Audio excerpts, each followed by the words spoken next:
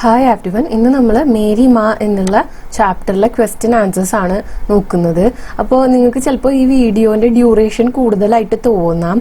എന്തുകൊണ്ടാണെന്ന് വെച്ച് കഴിഞ്ഞാൽ ഇതിലൊരു എക്സ്ട്രാ ക്വസ്റ്റ്യനും കൂടി പറയുന്നുണ്ട്. നിങ്ങൾക്ക് എക്സാമിന് വരാൻ ചാൻസ് ഉള്ള രീതിയിൽ ഒരു ക്വസ്റ്റ്യനും കൂടി പറയുന്നുണ്ട്. അതുകൊണ്ടാണ് ഇത്തിരി ഡ്യൂറേഷൻ കൂടുതലുള്ളത് കേട്ടോ. അപ്പോൾ നമുക്ക് ആദ്യത്തെ ക്വസ്റ്റ്യനിലോട്ട് കടക്കാം. തുജെ സബ് ഹെ പതാ ഹെ ന മാ ഇസ് കഥൻ സേ ക്യാ വ്യക്ത് ഹോത്താ ഹെ. അപ്പോൾ ഈ കുട്ടി ഇതിൽ പറയുന്നുണ്ട്, ഈ പാട്ടിലുടനീളം റിപ്പീറ്റ് ചെയ്യുന്ന ഒരു വരിയാണ് തുജെ സബ് ഹെ പതാ ഹെ ന മാ, അമ്മയ്ക്ക് എല്ലാം അറിയാലോ എന്ന്. ഇസ് കഥൻ സേ ക്യാ വ്യക്ത് ഹോത്താ ഹെ, ഇങ്ങനെ പറയുന്നതിലൂടെ എന്താണ് വ്യക്തമാവുന്നത് എന്നാണ് ചോദിക്കുന്നത്.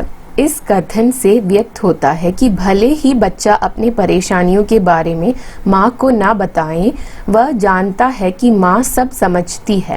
അപ്പോൾ ഈ വാക്കുകളിലൂടെ ഉദ്ദേശിക്കുന്നത് എന്താണെന്ന് വെച്ച് കഴിഞ്ഞാൽ ഭലേ he Becha അപ്നി പരേഷാനിയോ K Bare may, ഈ കുട്ടി തൻ്റെ പ്രശ്നങ്ങളെ കുറിച്ച് മാ കോ നാ ബത്തായെ, അമ്മയോട് പറയുന്നില്ല എങ്കിൽ കൂടിയും വ ജാൻതാ ഹെ, അവൻ അറിയാം കി മാ സബ് സമജ്തി ഹെ, അമ്മ എല്ലാം മനസ്സിലാക്കുന്നുണ്ട് എന്നുള്ളത്. കുട്ടി പറഞ്ഞില്ലെങ്കിൽ അമ്മ കാര്യങ്ങൾ എല്ലാം മനസ്സിലാക്കുന്നുണ്ട് എന്നുള്ളത് കുട്ടിക്ക് അറിയാം. യ മാ കെ ഊപ്പർ होते बच्चों के विश्वास और माँ और बच्चे के प्यार को दर्शाता है. ഇത് അമ്മയുടെ മുകളിലുള്ള മാ കെ ഊപ്പർ ഹോത്തെ എന്ന് വെച്ചാൽ അതാണ് അമ്മയുടെ മുകളിലുള്ള കുട്ടികളുടെ വിശ്വാസത്തെ കുറിച്ചും അതുപോലെ തന്നെ മാ ഓർ ബച്ചെ കെ പ്യാർ കോ ദർശാത്ത ഹെ, അമ്മയും കുട്ടിയും തമ്മിലുള്ള ആ ഒരു സ്നേഹത്തെയുമാണ് കാണിക്കുന്നത്. സെക്കൻഡ് ക്വസ്റ്റ്യൻ, ഭേജന ഇത്തന ദൂർ മുജ്കോ തു ബേട്ട ക്യോ ऐसे कहता होगा. അപ്പോൾ എന്നെ ദൂരേക്ക് പറഞ്ഞു വിടല്ലേ എന്നിങ്ങനെ പറയുന്നുണ്ട് ആ വരികളില്. ഭേജന ഇത്തന ദൂർ മുജ്കോത്തു, എന്നെ ഇത്രയും ദൂരത്തേക്ക് പറഞ്ഞു വിടല്ലേ എന്നുള്ളത് എന്താണ് അതുകൊണ്ട് ഉദ്ദേശിക്കുന്നത് എന്നാണ്. ബേട്ട, എന്തുകൊണ്ടാണ് കുട്ടി അങ്ങനെ പറയുന്നത് എന്നാണ് ചോദിക്കുന്നത്. ബേട്ട ऐसा इसलिए कह रहा है क्योंकि उसे माँ से बिछड़ने का डर है. അപ്പൊ കുട്ടി എന്തുകൊണ്ടാണ് ഇങ്ങനെ പറയുന്നത് എന്ന് വെച്ച് കഴിഞ്ഞാല് അവന് അമ്മയുടെ അടുത്ത് നിന്ന് ബിഛഡ്ന എന്ന് വെച്ചാൽ സെപ്പറേറ്റ് ചെയ്ത് പോകുമോ, സെപ്പറേറ്റ് ചെയ്യപ്പെടുമോ എന്നുള്ള ഒരു ഡർ ഹെ. ഡർ എന്ന് വെച്ചാൽ പേടിയുണ്ട്.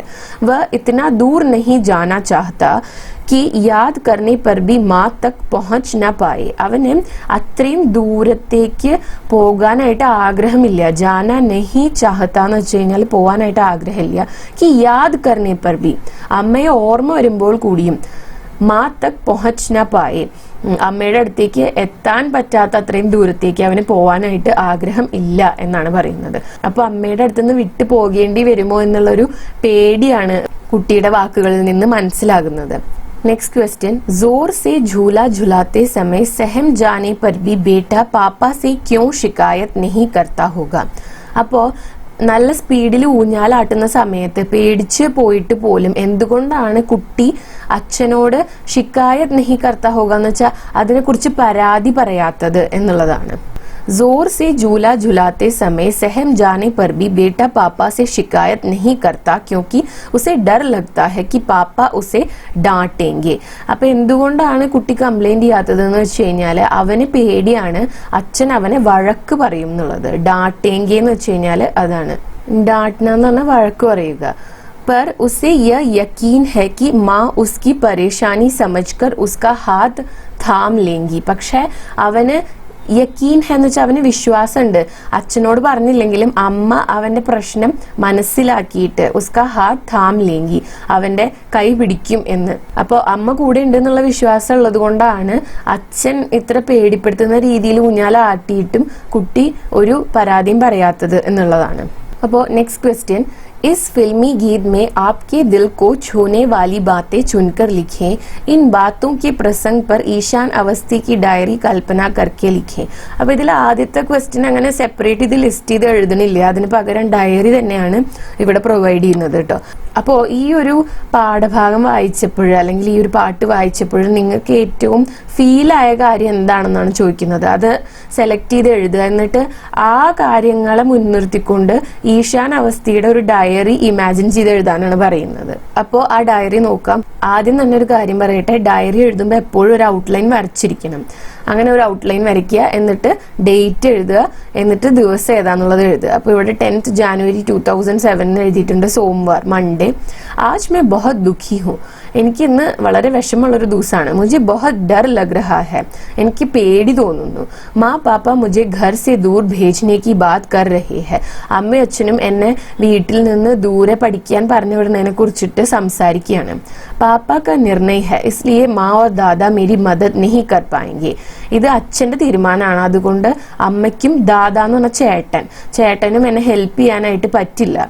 मुझे लगता था कि माँ मुझे समझती है. അപ്പൊ കുട്ടി പറയുന്നത് എന്താ വെച്ചാൽ मुझे लगता था എനിക്ക് എപ്പോഴും തോന്നിയിരുന്നത് മാ മുझे समझती है അമ്മ എന്നെ മനസ്സിലാക്കുന്നു എന്നാണ്. അങ്ങനെയാണ് ഞാൻ കരുതിയിരുന്നത്.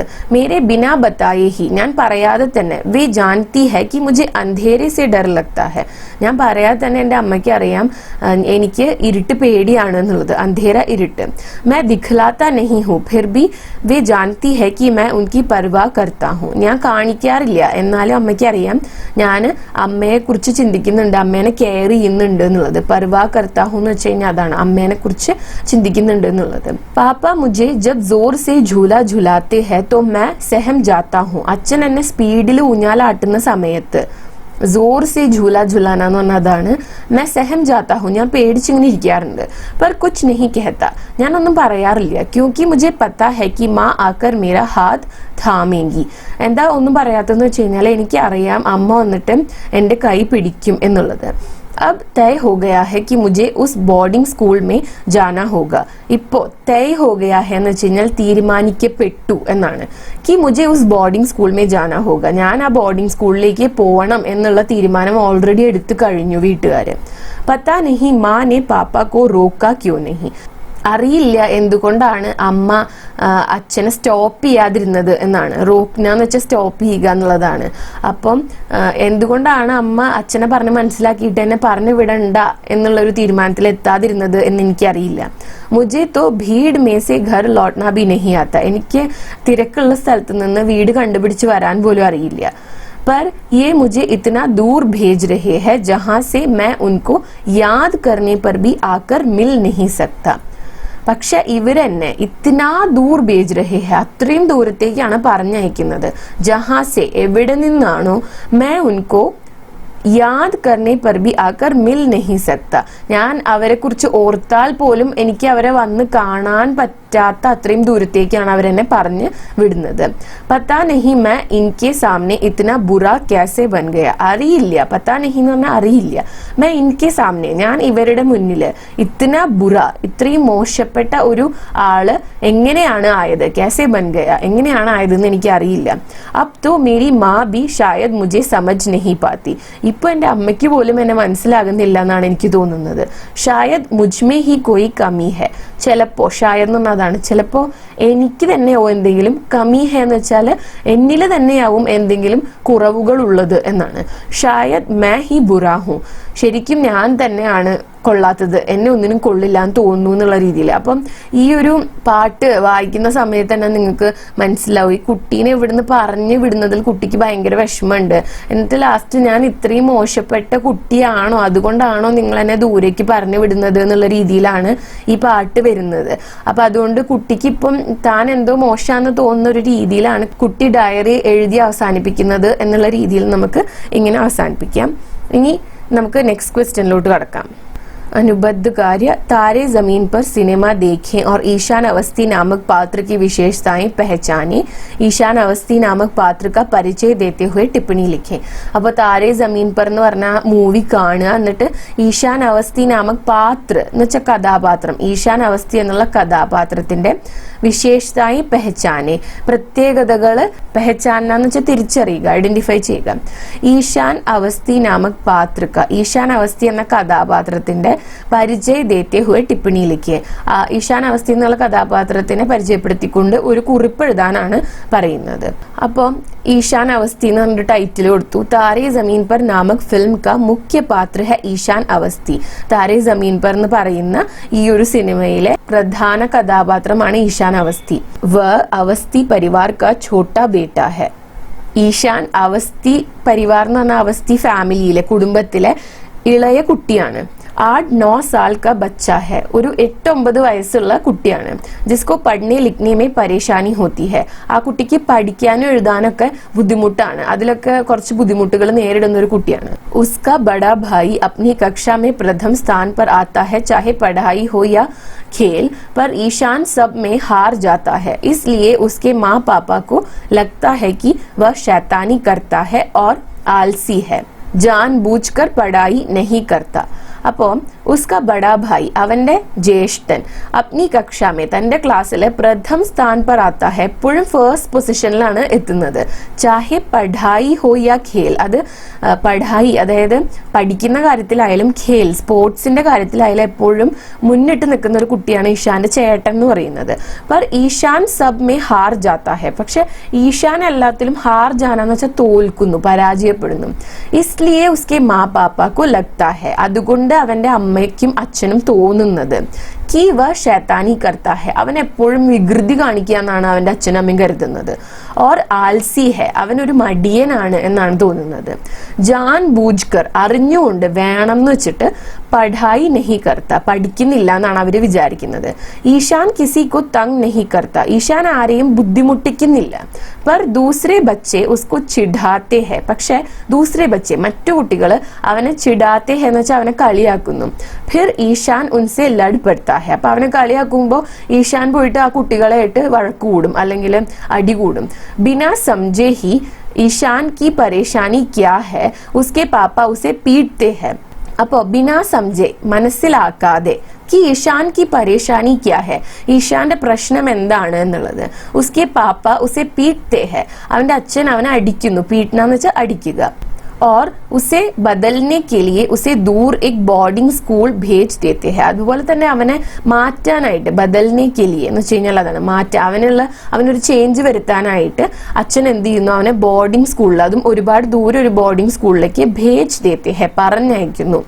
വഹാ ബി ബഹുത് ദിനോ തക് ഈശാൻ ദുഃഖി और അക്കേല രഹത്താ ഹെ, അവിടെയും ഈശാൻ കുറേ നാളത്തേക്ക് ദുഃഖി, വിഷമത്തോടെ, അതുപോലെ തന്നെ അക്കേല, ഒറ്റപ്പെട്ടാണ് താമസിക്കുന്നത്, ജീവിക്കുന്നത്. ക്യോക്കി ഉസെ കോയി സമജ് നഹി പാത്ത, കാരണം അവനെ ആരും മനസ്സിലാക്കുന്നുണ്ടായിരുന്നില്ല. पर एक दिन राम नामक एक नया आर्ट्स टीचर आता है और ईशान की परेशानी समझता है. പിന്നെ ഒരു ദിവസം റാം എന്ന് പേരുള്ള ഒരു പുതിയ ആർട്സ് ടീച്ചർ, നയ എന്ന് പറഞ്ഞാൽ എന്താണ്, പുതിയ ഒരു ആർട്സ് ടീച്ചർ വരുന്നു.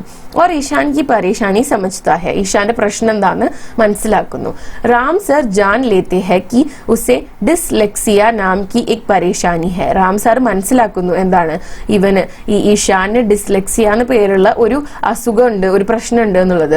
और जानने की कोशिश करता है उसके अन्य कलाओं के बारे में, പിന്നെ जानने की कोशिश करता है, അറിയാനായിട്ട് ശ്രമിക്കുന്നു, കോശിഷ് കർണ എന്ന് വെച്ച് കഴിഞ്ഞാൽ ശ്രമിക്കുക. उसके अन्य कलाओं के बारे में, എന്താണ് ഈ ഈശാന് മറ്റെന്തെങ്കിലും കലകളിൽ താല്പര്യം ഉണ്ടോ എന്നുള്ളത് അന്വേഷിക്കുകയാണ്. റാം സർ ഈശാൻ की ചിത്രകലാ की പ്രാവീണ്യ പഹചാനത്തെ ഹെ, അങ്ങനെ റാം സാർ ഇവന് അതായത് ഈശാന് ഈ ചിത്രം വരയ്ക്കാനുള്ള കഴിവിനെ മനസ്സിലാക്കുകയാണ്. പഹചാന എന്ന് വെച്ചാൽ ഐഡന്റിഫൈ ചെയ്യുക. ऐसे ईशान स्कूल की सबसे बड़ी चित्रकला प्रतियोगिता जीतता है और खुश होता है. അങ്ങനെ ഈശാൻ സ്കൂളിലെ ഏറ്റവും വലിയ ചിത്രകലാ പ്രതിയോഗിത എന്ന് വെച്ചാൽ ഡ്രോയിങ് കോമ്പറ്റീഷൻ, പെയിന്റിംഗ് കോമ്പറ്റീഷൻ ജയിക്കുകയാണ്, എന്നിട്ട് സന്തോഷത്തോടെ ഇരിക്കുകയാണ്. അപ്പൊ അത്രയാണ് ഈശാൻ അവസ്ഥയെ കുറിച്ചിട്ട് സിനിമയിൽ കാണിക്കുന്നത്. അപ്പം അതിനെ കുറിച്ചിട്ടുള്ള ഒരു കുറിപ്പ് നമ്മൾ ഓൾറെഡി ഇപ്പോൾ എഴുതി കഴിഞ്ഞു. അപ്പോൾ ഇനി നേരത്തെ പറഞ്ഞ എക്സ്ട്രാ ക്വസ്റ്റ്യനെ കുറിച്ചിട്ട്, അതും ഒരു ഡയറി തന്നെയാണ്.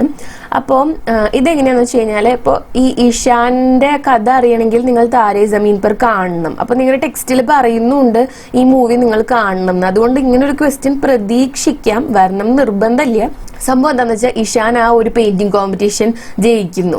അതിനുശേഷം ഇഷാൻ അവന്റെ ഡയറി എഴുതുകയാണ്. അപ്പൊ ഇന്ന് വളരെ സന്തോഷമുള്ള ദിവസമാണ്. പക്ഷെ അതിന്റെ മുമ്പ്, ഈ ഒരു കോമ്പറ്റീഷന് മുമ്പായിട്ടുള്ള അവന്റെ ജീവിതത്തെ കുറിച്ചും കൂടി അവൻ ഓർത്തെടുക്കുകയാണ്.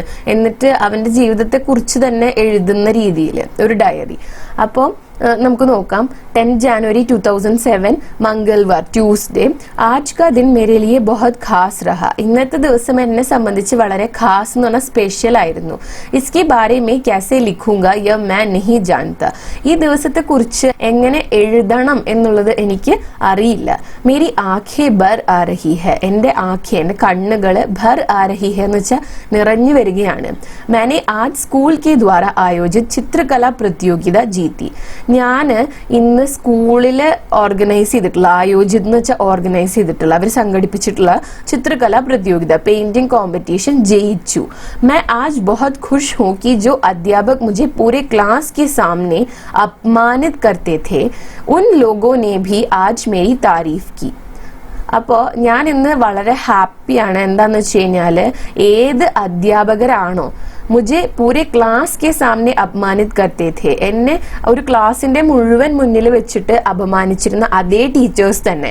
उन लोगों ने भी आज मेरी तारीफ की അവർ എന്നെ ഇന്ന് എന്റെ താരീഫ് की എന്ന് വെച്ചാൽ എന്നെ പ്രശംസിച്ചു മാ പാപ്പ और दादा भी बहुत खुश है അമ്മയും അച്ഛനും ദാദ എന്ന് പറഞ്ഞ ചേട്ടനും ഇന്ന് വളരെ ഹാപ്പിയാണ് राम सर नहीं होते तो आज यह सब संभव न होता राम सर ഇല്ലായിരുന്നെങ്കിൽ ഇന്ന് ഇതൊന്നും സംഭവിക്കില്ലായിരുന്നു उनकी वजह से ही मैं आज यह जीत हासिल कर पाया അദ്ദേഹം കാരണമാണ് उनकी वजह से എന്ന് വെച്ച് കഴിഞ്ഞാൽ അദ്ദേഹം കാരണമാണ് എനിക്ക് ഇന്ന് ഈ ഒരു ജീത്ത് ഈ ഒരു जयम हासिल कर पाया നേടാനായിട്ട് കഴിഞ്ഞത് आज भी मैं जब उस समय के बारे में सोचता हूँ जब मैं इस बोर्डिंग स्कूल में पहली बार आया था तो रो पड़ता हूँ आज भी ഇന്നും मैं जब उस समय के बारे में सोचता हूँ ഞാൻ ആ സമയത്തെ കുറിച്ച് ആലോചിക്കുമ്പോൾ ഏത് സമയത്തെ കുറിച്ചാണ് जब मैं इस बोर्डिंग स्कूल में पहली बार आया था എപ്പോഴാണോ ഞാൻ ഈ ബോർഡിംഗ് സ്കൂളിലേക്ക് ആദ്യമായിട്ട് വന്നത് तो रो पड़ता हूँ അപ്പൊ ഞാൻ ആദ്യമായിട്ട് ഇങ്ങോട്ട് വന്ന ആ ഒരു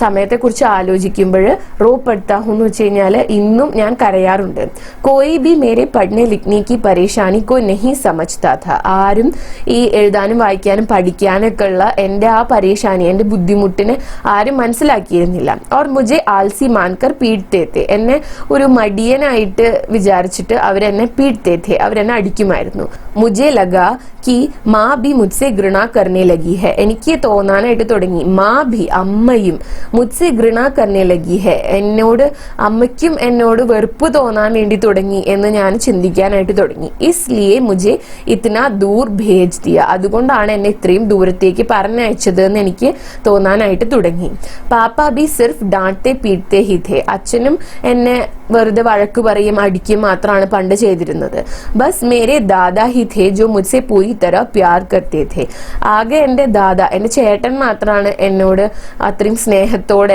എന്നെ പൂർണ്ണമായും സ്നേഹിച്ചിരുന്നത് എന്നാണ് പറയുന്നത് उन सबसे दूर आकर मैं बहुत अकेला हो गया था അപ്പൊ ഞാൻ എന്റെ വീട്ടുകാരുടെ അടുത്ത് നിന്ന് ദൂരേക്ക് വന്നപ്പോൾ ഞാൻ ഒരുപാട് ഒറ്റപ്പെട്ടു राम सर ही मेरे गुरु मेरे रक्षक है और उनकी वजह से मैं अपनी कला को जान पाया उसका प्रदर्शन कर पाया राम സാറാണ് എൻ്റെ ഗുരു അതുപോലെ തന്നെ എൻ്റെ രക്ഷകൻ എന്നൊക്കെ പറയുന്നത് അദ്ദേഹം കാരണം മാത്രമാണ് എനിക്ക് എൻ്റെ കലയെ തിരിച്ചറിയാൻ ജാൻ പാന എന്ന് വെച്ചാൽ തിരിച്ചറിയാനും ഉസ്കാ പ്രദർശൻ കർ പായ അതുപോലെ തന്നെ എനിക്ക് അത് മറ്റുള്ളവരുടെ മുന്നിൽ പ്രദർശിപ്പിക്കാനായിട്ടും സാധിച്ചത് मैं बड़ा होकर एक बड़ा कलाकार और राम सर जैसा एक अच्छा अध्यापक बनूंगा ഞാൻ വലുതായിട്ട് एक बड़ा कलाकार ഒരു വലിയ കലാകാരനും അതുപോലെ തന്നെ റാം സാറിനെ പോലെ ഒരു നല്ല അധ്യാപകനും ആകും എന്നാണ് പറയുന്നത് അങ്ങനെ ആകാനാണ് ഇഷാന് ആഗ്രഹം എന്നുള്ള രീതിയിൽ അപ്പോൾ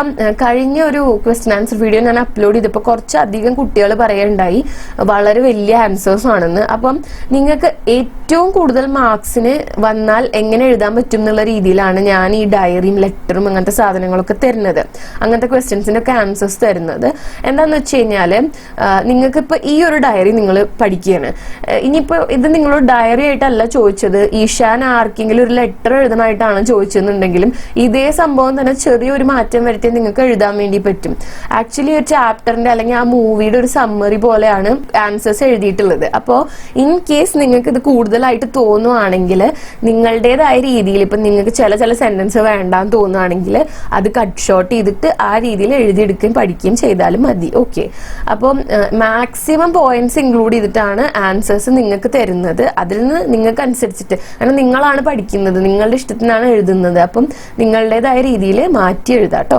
ഓക്കെ, അപ്പം അത്രയാണ് ഈ ഒരു ചാപ്റ്ററിൽ പറയാനായിട്ടുണ്ടായിരുന്നത്. അപ്പോൾ ഇന്നത്തെ വീഡിയോ ഇത്രയേ ഉള്ളൂ. ഈ വീഡിയോ നിങ്ങൾക്ക് യൂസ്ഫുൾ ആയിട്ടുണ്ടാവുമെന്ന് കരുതുന്നു. യൂസ്ഫുൾ ആയിട്ടുണ്ടെങ്കിൽ വീഡിയോ ലൈക്ക് ചെയ്യുക, ഷെയർ ചെയ്യുക, ചാനൽ സബ്സ്ക്രൈബ് ചെയ്യുക. അതുപോലെ തന്നെ നിങ്ങളുടെ സജഷൻസ് എന്നെ കോമെന്റ്സിൽ എഴുതി അറിയിക്കുക കേട്ടോ. Thanks for watching the video.